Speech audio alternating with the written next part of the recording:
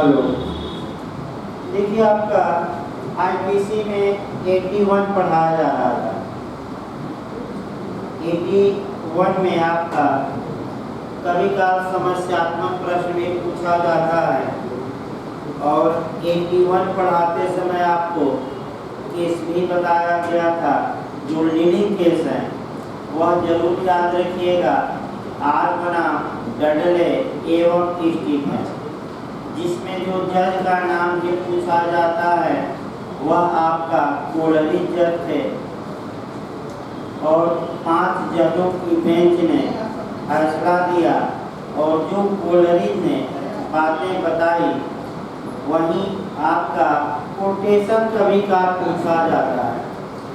Quotation ये पूछा जाता है कि किस जज ने कहा था कि सामान्यतः अपने जीवन को बचाना एक कर्तव्य है, लेकिन दूसरे के जीवन को बचाने के लिए इसको बलिवेदी पर चढ़ा देना ये परम कर्तव्य है। ये कोटेशन आपका BHU LLM तक में पूछा गया है और कोटेशन याद रखिए। आपका इस केस को मिग्नानिटी का मामला भी कहते हैं, मिग्नानिटी का मामला। तो भाई सतर्क रहना है। आइए, आपका सामान्य बातें 81 की बताई गई थी, कुछ समस्याएं भी बताई गई। आपका देखा जाए, अब बेयर एक्ट की भाषा देखा जाए कि बेयर एक्ट क्या कहता है, यानी कि कानून क्या कहता है। देखिए, कार्य जिससे अपहानिकारित होना संभाव्य है किंतु जो आपराधिक आशय के बिना और अन्य अपहान के निवारण के लिए किया गया। हेडिंग से या पार्श्व टिप्पण या जो मार्जिनल नोट्स 81 का है वह ये बताता है कि कार्य जिससे कि अपहान या नुकसान होना संभाव्य है, यानी इस बात की संभावना है कि नुकसान होगा, लेकिन वह कार्य आपका क्रिमिनल इंटेंशन या आपराधिक आशय के बिना किया गया है और दूसरे नुकसान को बचाने के लिए किया गया है। अब देखिए, कोई बात केवल इस कारण अपराध नहीं है कि यह जानते हुए की गई है कि उससे अपहानिकारित होना संभाव्य है।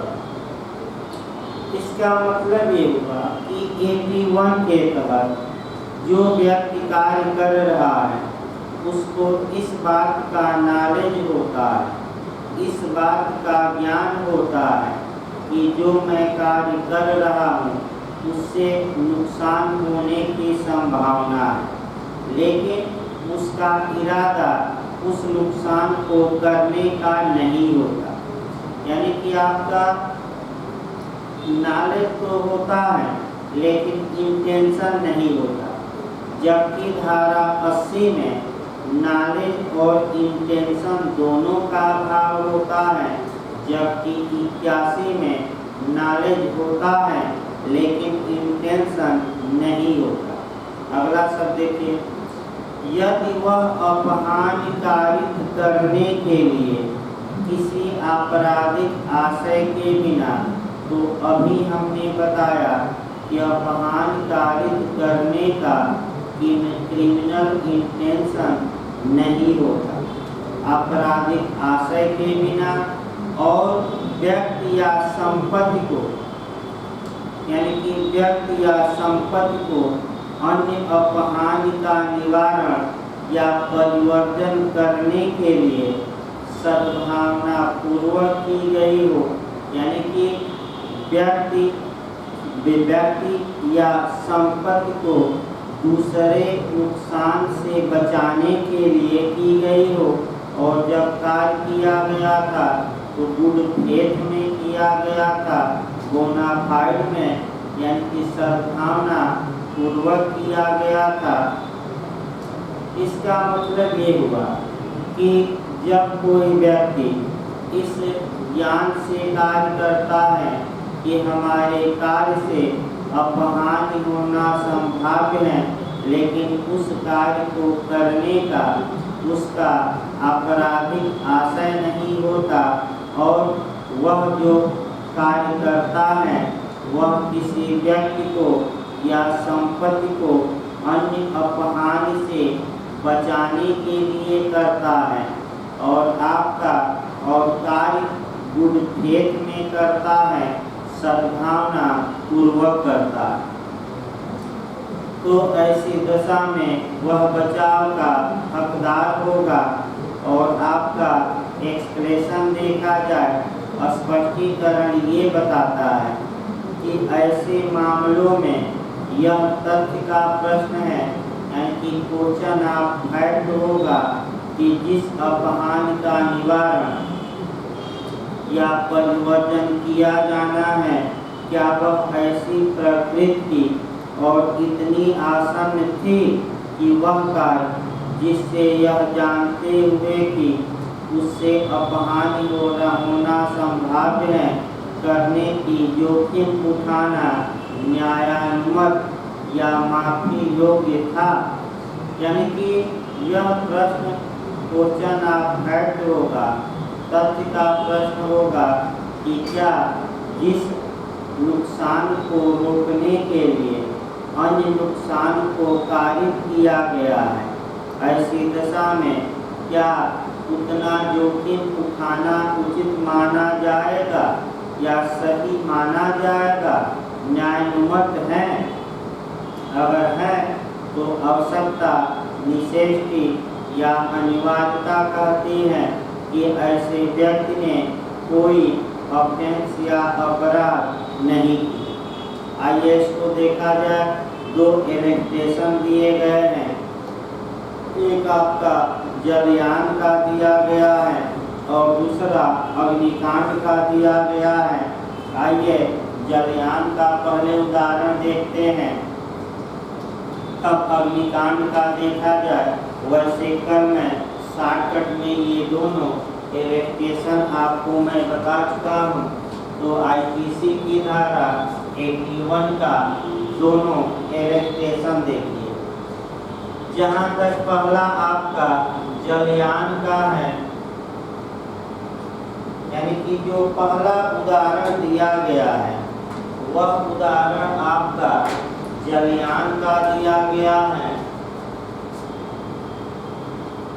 जलयान का दिया गया है, जबकि जो दूसरा उदाहरण दिया गया है वह अग्निकांड का दिया गया है। अग्निकांड का दिया गया है। आइए जलयान का उदाहरण देखते हैं। एक यह बड़ा जहाज है और इसका कैप्टन ए है।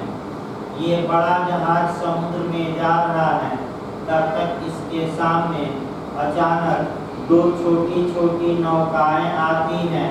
एक नौका पर 10 लोग सवार हैं और दूसरी नौका पर 50 लोग। जहाज का कैप्टन को चयन करना है कि नौका बड़े जहाज को 10 लोगों की ओर मोड़े कि 50 लोगों की ओर, क्योंकि जहाज अचानक रोक नहीं सकता और उसे इस बुराई का, दो बुराइयों में से एक बुराई का चयन या निर्वाचन या चुनाव करना ही है।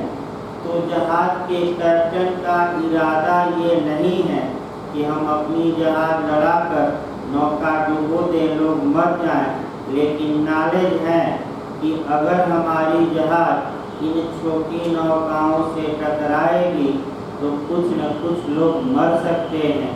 तो कानून ये कहता है, 81 कहता है कि जब दो बुराइयों में से एक बुराई का चयन करना आवश्यक हो तो ऐसी बुराई का चयन करिए जिसमें नुकसान कम से कम। तो इस उदाहरण में अगर बड़े जहाज का कैप्टन अपनी जहाज को 10 लोग जिस नौका पर बैठे हैं उधर मोड़ता है और 10 लोग पानी में डूब के मर जाते हैं, तो जहाज के बड़े जहाज के कैप्टन ने कोई ऑफेंस नहीं किया। क्यों? क्योंकि बड़ी हानि को रोकने के लिए उसने केवल छोटी हानि टाली। दूसरा जो इलस्ट्रेशन आपका दिया गया है वह आपका अग्निकांड का है। कल भी बताया गया था, अग्निकांड का दिया गया है। मान लीजिए कि एक मोहल्ला है, सटे सटे घर हैं, यानी कि आप आपस में सटे हुए घर हैं। एक बिल्डिंग में आग लगती है और आग अब पूरे इलाके में फैल रही है। कुछ लोग आते हैं और बीच की एक बिल्डिंग गिरा देते हैं ताकि आग का कट कर दिया जाए और बीच में जो आपका चैन है कट कर दिया जाए और आग आगे न बढ़े। जैसे कि इस समय भी महामारी में आपका कह सकते हैं कि आवश्यकता ऐसी आन पड़ी है कि बड़ी हानि को रोकने के लिए छोटी हानि कारित कर दी जाए।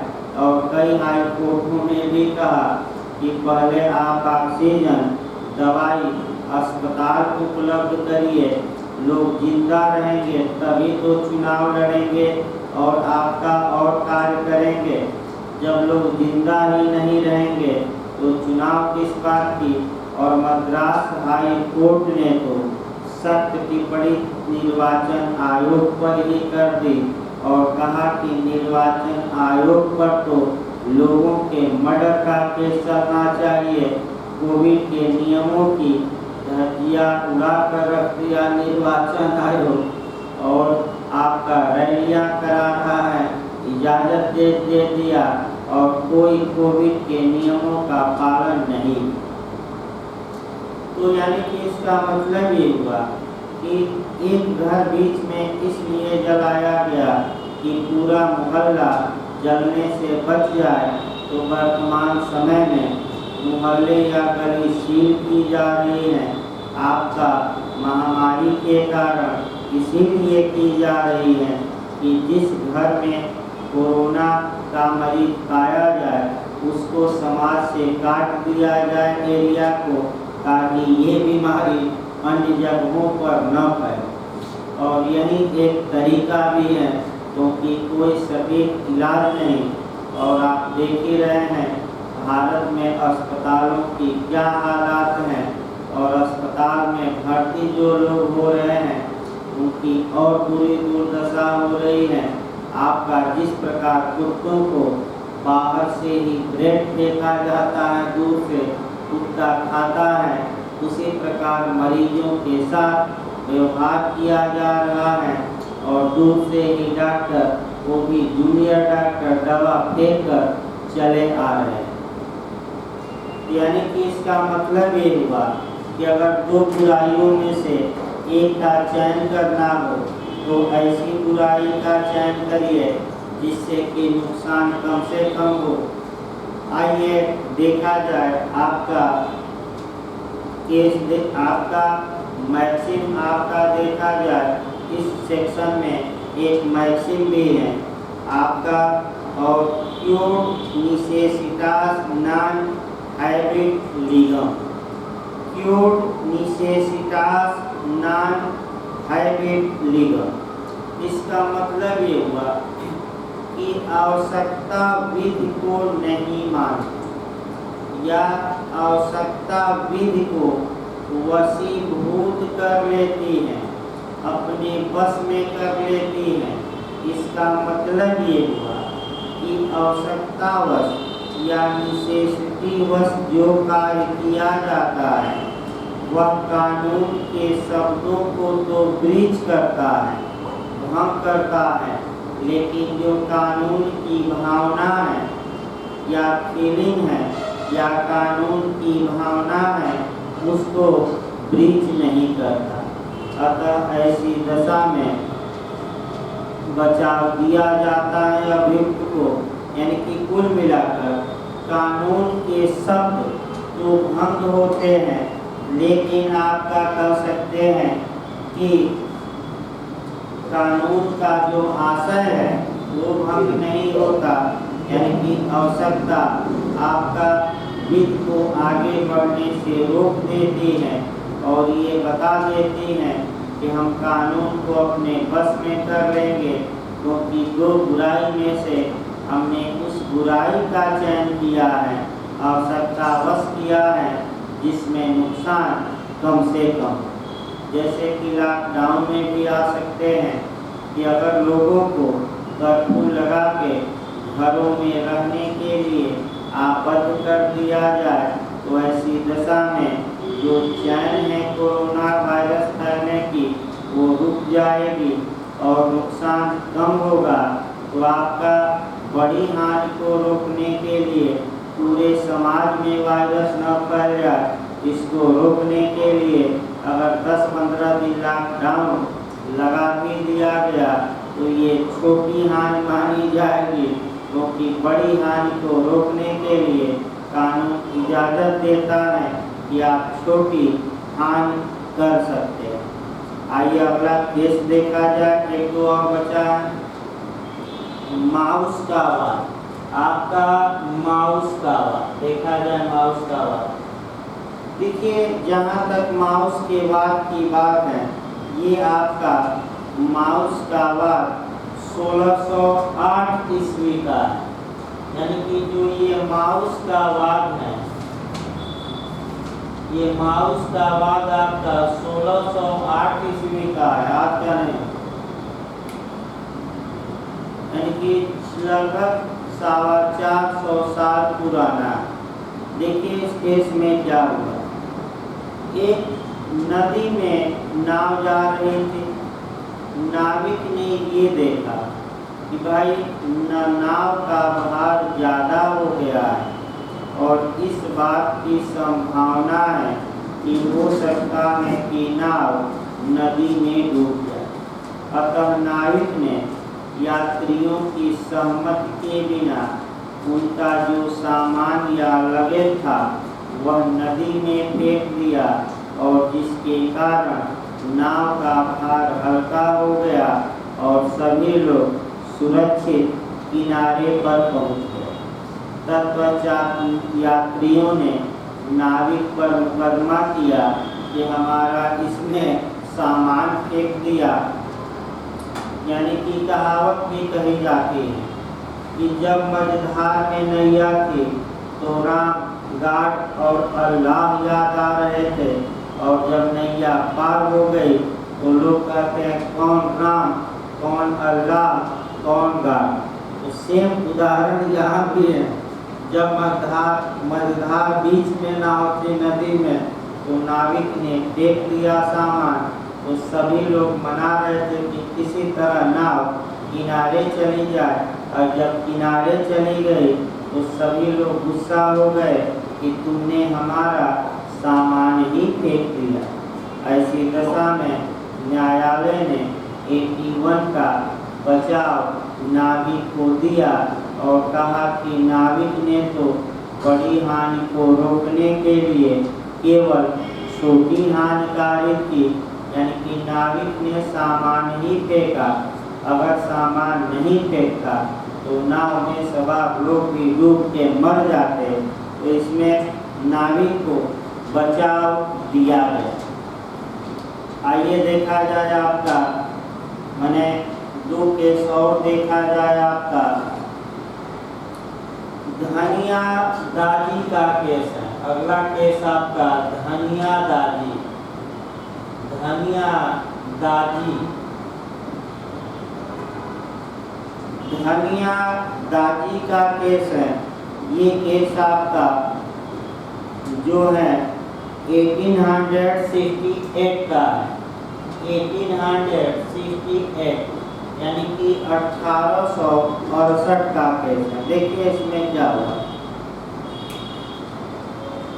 एक महिला थी और उस महिला के ताड़ के वृक्ष थे, यानी कि ताड़ी के वृक्ष थे, और चोर आते थे रात में, उसकी ताड़ी चुरा ले जाते थे ताड़ के वृक्ष से। अतः महिला ने आपका चोरों का पता लगाने के लिए आपका ताड़ी के बर्तन में एक दिन आपका जहर मिला दिया। तत्पश्चात चोर आए, ताड़ी का बर्तन उतारे और उस ताड़ी को आपका देख दिए मार्केट में 2 पुलिस वाले ताड़ी पी लिए और दोनों पुलिस वाले बीमार पड़ गए और मुकदमा चला धनिया दादी पर। धनिया दादी कर रही थी कि चोरों को पकड़ने के लिए आवश्यकता ऐसी आन पड़ी थी कि चोर ताड़ी के बर्तन में आपका जहर मिलाया जाए, लेकिन न्यायालय ने कोई बचाव नहीं दिया और कहा कि ऐसी कोई आवश्यकता नहीं। यानी कि वर्तमान समय में भी आप देख सकते हैं जो माहौल चल रहा है, खूब लोग मदिरापान ले रहे हैं और कई लोगों का ये मानना है कि मदिरापान से कोरोना वायरस आपका शरीर में प्रवेश नहीं करेगा। अभी आपका दिल्ली की एक बुजुर्ग महिला का भी वीडियो सोशल मीडिया पर ट्रेंड कर रहा है, जिसमें वो खुलेआम कहती हैं कि मैं 40 वर्षों से पी रही हूँ और भी पीऊँगी और कोरोना ये बीमारी हमें नहीं पकड़ेगी, क्योंकि इसमें एल्कोहल है और तमाम चीज़ें हैं, ये वायरस को अंदर ही मार देगा। भाई हम नहीं बता रहे हैं ये महिला का वाक्य, ये ना कोई कहे कि मनोज सर बताए कि पीजिए तो कोरोना भाग जाएगा, तो ये हमारा वाक्य नहीं है, ये उस महिला का वाक्य है जिसका वीडियो वायरल हो रहा है। आइए अब आपका 81 के बाद चला जाए 82 और 83। यहाँ से ज़्यादातर जो क्वेश्चन बनते हैं फ्री में, लेकिन कभी काल आपका मेंस में भी टिप्पणी में बन जाता है। आपका मेंस में जो क्वेश्चन बनता है कि बाल्यावस्था या शिशु का कार्य कहाँ तक भारतीय दंड संहिता में बचाव के रूप में माने, तो शिशु का कार्य या शिशु द्वारा किया गया अपराध के लिए 2 सेक्शन बने हैं, एक 82 और दूसरा 83। यानी कि भारतीय दंड संहिता के तहत शिशुओं के कार्य को 2 वर्गों में बांटा गया है, एज के आधार पर, एक 82 में और दूसरा आपका 83। यहाँ से प्री में निश्चित क्वेश्चन बनता है, मेंस में भी चांस रहता है बनने का। आपका देखिए एक देखा जाए और तब आपका पढ़ा जाए।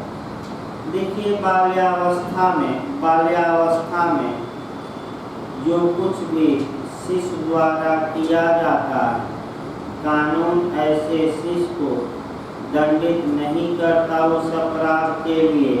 क्यों? क्योंकि बाल्यावस्था में समझ की कमी होती है। पहला नियम याद रखिए, समझ की कमी होती है।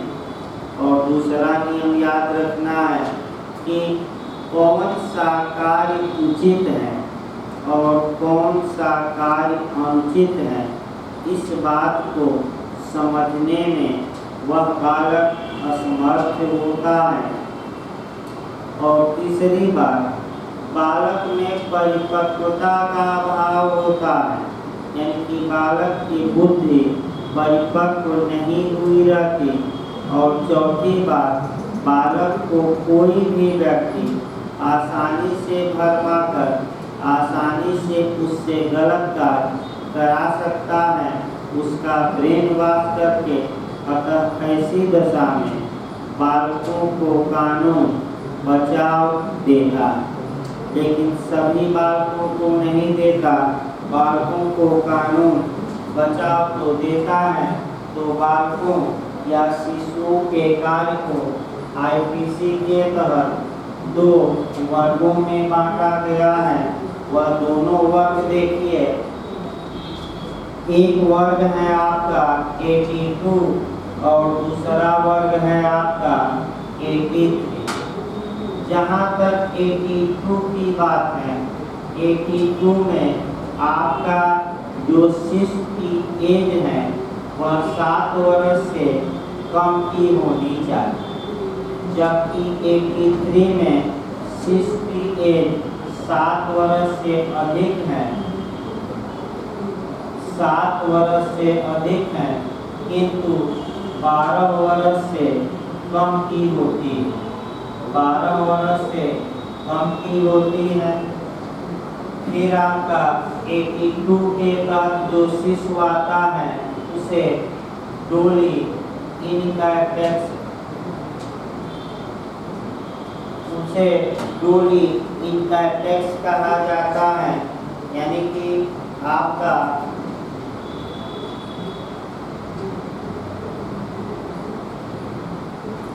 टैक्स डोली इनकम टैक्स कहा जाता है, जबकि आपका 83 का जो बालक है वह डोली टैक्स कहा जाता है, डोली टैक्स कहा जाता है। 82 के तहत जो बालक है इसे पूर्ण बचाव दिया गया है, यानी कि एब्सोल्यूट डिफेंस है, पूर्ण बचाव है। और 83 के तहत जो बालक है उसे सीमित बचाव दिया गया है, सीमित बचाव दिया गया है। यह आपका कंक्लूसिव प्रूफ है, यानी कि 82 वाला निश्चायक सबूत है, जबकि 83 वाला निश्चायक सबूत नहीं, निश्चायक सबूत नहीं है। आइए करके देखा जाए। प्री में भी क्वेश्चन बना था इस बार यूपीएससी में कि डोली इनकम टैक्स का सिद्धांत आपका किस सेक्शन में समाहित है। तो डोली इनकम टैक्स का सिद्धांत पूछे तो आपका जवाब रहेगा 82 में समाहित है। आइए लास्ट में हम 82 और 83 में इंटरव्यू में कभी काल अंतर पूछा जाता है, तो लास्ट में अंतर बताया जाएगा। और ये लेक्चर देखिए 82 का। भारतीय दंड संहिता की धारा 82 यह बताती है कि 7 वर्ष से कम आयु के शिशु का सतर्क रहना, थोड़ा 2-4 नियमों से। 7 वर्ष से कम आयु के शिशु का तो 82 ये बताती है कि कोई बात ऑफेंस नहीं है, कोई बात का मतलब कि कोई एक्ट या ओमिशन, कोई बात अपराध नहीं है जो 7 वर्ष से कम आयु के शिशु द्वारा की जाती है। इसका मतलब ये हुआ कि यदि कोई शिशु कोई अपराध किया है और अपराध करने की तारीख पर, अच्छे से ध्यान रखिए, जिस तारीख को वह अपराध किया, अगर उसकी एज 7 वर्ष से कम है, 7 वर्ष से कम है, तो वह बालक पूर्ण उन्मुक्ति का हकदार होगा और उस अपराध के लिए उसे कानूनन दंडित नहीं किया जाए। यानी कि ऐसे बालक को डोली इनकम टैक्स कहते हैं। डोली इनकम टैक्स का हिंदी में अर्थ होता है अपराध करने में अक्षम गुड़िया, यानी कि ऐसी गुड़िया, ऐसी डाल, ऐसा बालक जो अपराध करने में अक्षम होता है। फिर याद रखिए, डोली इनकम टैक्स कितने से कम के बच्चों को कहा जाता है, तो जिन बच्चों की एज 7 वर्ष से कम है उन्हीं को डोली इनकम टैक्स यानी कि अपराध करने में अक्षम बच्चा कहा जाता है। ये क्वेश्चन आपका यूपीएससी में पिछली बार आ चुका है कि डोली इनकम टैक्स का सिद्धांत आईपीसी की धारा में समाहित है। तो 82। फिर देखिए ऐसे बालकों को टोली इंटरटेक्स कहा जाता है। ऐसे बालक पूर्ण रूप से बचाव के हकदार होंगे। ऐसे बालक पूर्ण रूप से बचाव के हकदार होंगे। केवल यह तथ्य कि शिशु अपराध करते समय 7 वर्ष से कम आयु का था, इस बात का अकाट्य तर्क होगा, निर्विवाद प्रमाण होगा, निश्चायक सबूत होगा, या अखंडनीय उपधारणा होगी, या अकाट्य तर्क होगा, या यह पूर्ण रूप से अकाट्य अनुमान लगाया जाएगा कि ऐसा बालक अपराध करने में अक्षम। लाभ आप इसके विपरीत साक्ष्य दीजिए, यानी कि अगर आप ये दिखाते हैं कि बालक 7 वर्ष से कम का है लेकिन परिपक्व बुद्धि का है, बहुत इसकी बुद्धि तेज है, बड़े बड़े लोगों को कंपटीशन में हरा चुका है, कोई असर नहीं होगा, क्योंकि ऐसे बालक को एब्सोल्यूट डिफेंस है, पूर्ण बचाव है, आध्यात्मिक बचाव है, मात्र इस कारण से कि वह 7 वर्ष से एज में क्या है, नीचे। लेकिन लगाकर पढ़ना लास्ट में, लेकिन यदि कोई व्यक्ति ऐसे बालक के माध्यम से कार्य करता है, या यदि कोई व्यक्ति ऐसे बालक से अपराध करवाता है, तो बालक तो बचाव का हकदार होगा, लेकिन बालक से अपराध करवाने वाले बचाव के हकदार नहीं होंगे। आपका अच्छे से याद रखना है, बालक से आपका अपराध कराने वाले व्यक्ति बचाव के हकदार नहीं होंगे। इसका मैं एक उदाहरण दे रहा हूँ, और वह उदाहरण आपका सेक्शन 108 से कवर करेंगे, यानी कि आईपीसी की धारा 108 से आप कवर करिएगा। देखिए 108 में बता रहे हैं,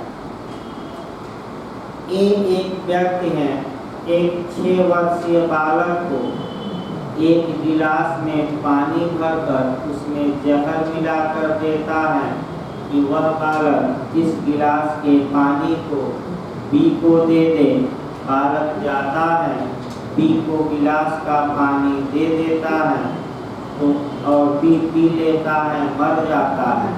तो चूंकि बालक की ये 6 वर्ष है, अतः धारा 82 के तहत ऐसा बालक बचाव का हकदार होगा, लेकिन जो कार्य कराया है बालक से, वह हत्या के दुष्प्रेरण के लिए दंड का भागी होगा।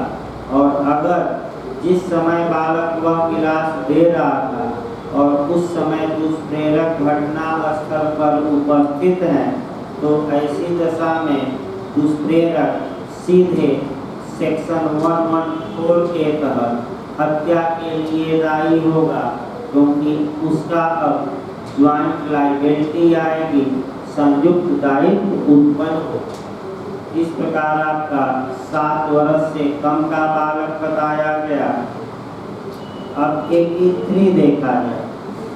जहाँ तक 83 की बात है, 83 में आपका जो बालक की पहले एज देखा है, जो बालक की एज दी गई है वह 7 वर्ष से अधिक के बालक अधिक होना चाहिए, लेकिन 12 वर्ष से कम होना चाहिए। यानी कि 7 वर्ष से अधिक के उम्र के शिशु का कार्य, किंतु 12 वर्ष से कम की एज के शिशु का कार्य, यानी कि अपराध करते समय शिशु की जो एज होनी चाहिए वह 7 वर्ष से अधिक होनी चाहिए, लेकिन 12 वर्ष से कम होनी चाहिए।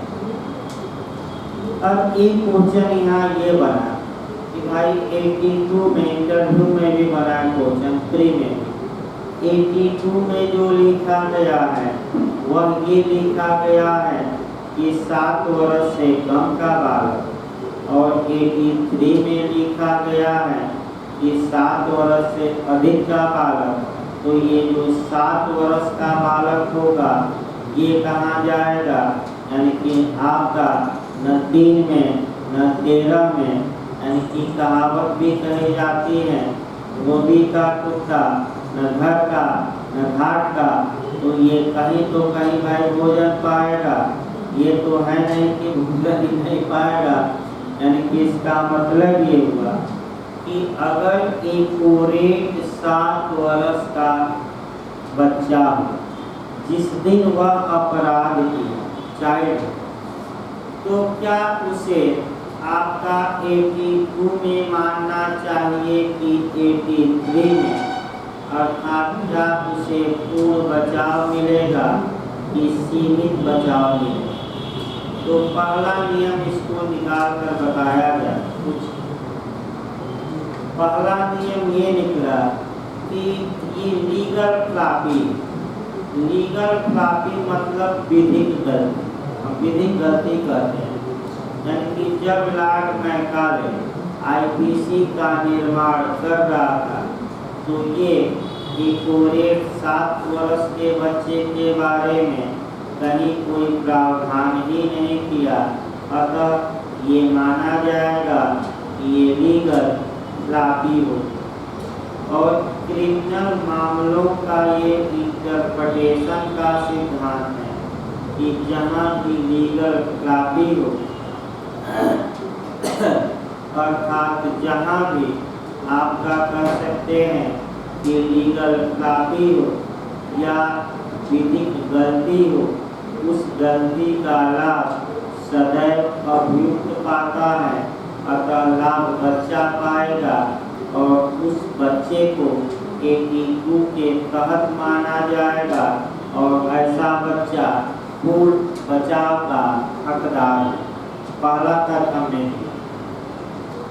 दूसरा तर्क आपको ये देना है कि जहाँ भी कंफ्यूजन हो, संदेह हो, तो सदैव क्रिमिनल मामलों में संदेह का या डाउट का जो बेनिफिट होता है, संदेह का लाभ होता है, वह अभियुक्त को दिया जाना चाहिए। तो बच्चा 82 धारा में आएगा या आपका 83 में आएगा, इस बात को लेकर संदेह उत्पन्न हो गया है, तो ऐसी दशा में आपका इसे बच्चे को लाभ देते हुए इस बच्चे को आपका 82 में माना जाना चाहिए। तीसरा है कि क्रिमिनल मामलों का नियमनिष्ठ निर्वचन किया जाना चाहिए। नियमनिष्ठ का मतलब कम से कम में उसको लाना चाहिए। तो कम से कम में कैसे आएगा, तो भाई 7 वर्ष से अधिक तो 83, 7 वर्ष से कम तो 82, तो 7 वर्ष से कम में मानिए कम से कम। और चौथा तर्क आप दे सकते हैं डॉक्टर हरि सिंह गौड़ का, एक विद्वान का तर्क दीजिए। डॉक्टर हरि सिंह गौड़ बताते हैं कि ऐसे बालक को आपका कह सकते हैं कि कानून के निर्वचन के अनुसार 82 में माना जाएगा। आइए इस प्रकार आपको ये बताया गया कि ऐसे बालक को कहाँ से गवर्न किया जाएगा। अब अगला पॉइंट देखा है, जहाँ तक 83 की बात है, पहले 83 में आपका डोली कैपेक्स का सिद्धांत। डोली कैपेक्स का मतलब हुआ सक्षम गुड़िया। सक्षम गुड़िया का मतलब हुआ अपराध करने में सक्षम। तो कितने वर्ष के बालक को अपराध करने में कॉम्पिटेंट या सक्षम माना जाता है, तो वह जो बालक है आपका 7 वर्ष से अधिक किंतु 12 वर्ष से कम। ऐसे बालक को एब्सोल्यूट या पूर्ण उन्मुक्ति न देकर सीमित उन्मुक्ति दी गई है।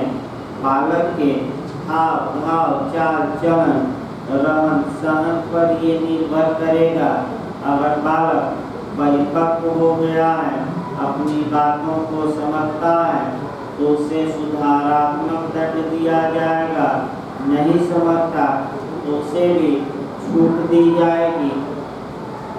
तो आइए बेर देख लिया जाए आपका 7 वर्ष से ऊपर की 12 वर्ष से कम आयु के अपरिपक्व समझ के शिशु का। तो देखिए मेरे कोई बात अपराध नहीं है जो 7 वर्ष से ऊपर और 12 वर्ष से कम आयु के ऐसे शिशु द्वारा की जाती है जिसकी समझ इतनी परिपक्व नहीं हुई है कि वह उस अवसर पर अपने आचरण की प्रकृति और परिणामों पर निर्णय कर सके। यानी कि अगर वह अपनी आचरण की प्रकृति और परिणामों को समझ रहा है तो सजा का हकदार होगा, और नहीं समझ रहा है तो वह सजा का हकदार नहीं होगा। लेकिन ऐसे बालक को जब सजा दी जाएगी तो वह सुधार गृह में भेजा जाएगा और अधिकतम 3 साल तक के लिए वह सुधार गृह में भेजा जा सकता है। यानी कि कंडक्ट पर निर्भर करता है। अब आइए 84 देखा जाए। 84 से फिर आपका मेंस में क्वेश्चन बनता है, प्री में क्वेश्चन बनता है, इंटरव्यू में क्वेश्चन बनता है। 3-4 मॉडल बनते हैं मेंस में। उस मॉडल को पहले देखा जाए। विकृत चित्त व्यक्ति का आकार 84 विकृत चित्त व्यक्ति का कार्य बताती है। यानी कि अनसाउंड माइंड पर्सन का एक अनसाउंड माइंड या चित्त विकृत या विकृत चित्त। यदि कि आपका फिर पूछा जाता है कि क्या ऐसे व्यक्ति को पागल कहा जाएगा, तो आप पागल न कहिएगा।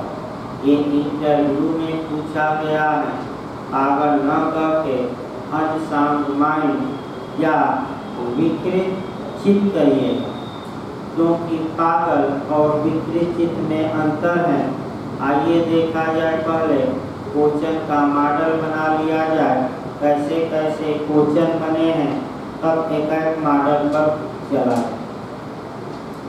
पहला मॉडल बना है कि चित्त विकृतता का बचाव होगी, सुसंगत वादों सहित व्याख्या करिए। दूसरा मॉडल बना है कि चित्त विकृतता पर प्रतिपादित सिद्धांतों का उल्लेख करें। यानी कि किस केस में कौन सा सिद्धांत अनसाउंड माइंड पर प्रतिपादित किया गया है, उसका उल्लेख करें। तीसरा क्वेश्चन बनता है आपका कि चिकित्सकीय चित्त विकृतता तथा विधिक चित्त विकृतता में अंतर बताइए। ये भी उपयोग में आ चुका है।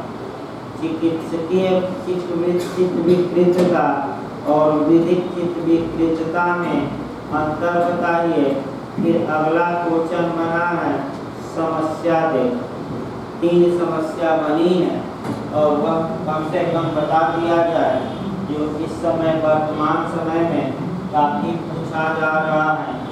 एक आपका निद्रा में अपराध, दूसरा नेकी में अपराध और तीसरा प्रसूति उन्मत्तता। देखिए पहले निद्रा में अपराध, निद्रा के दौरान अपराध। दूसरा आपका नेकी के दौरान अपराध और तीसरा प्रसूति उन्मत्तता।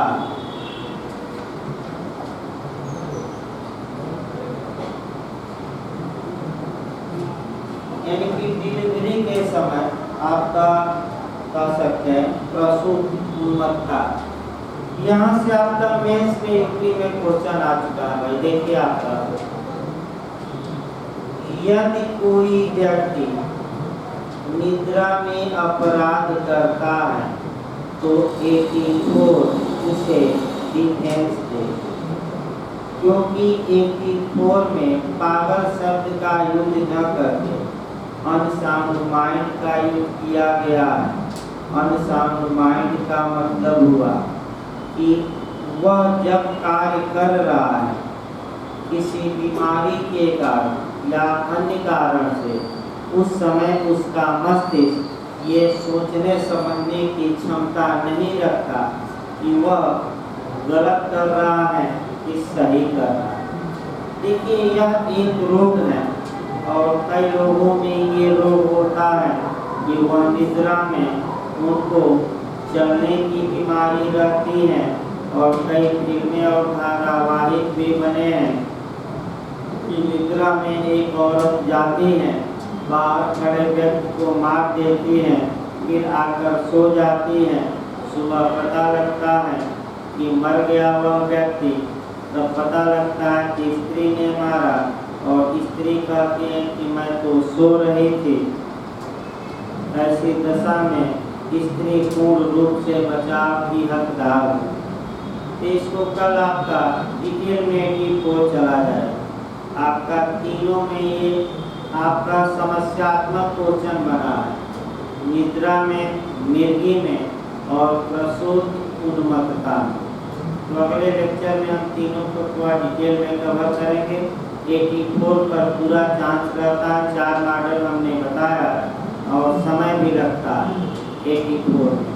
अभी कंसेप्ट भी थोड़ा बताया जाएगा।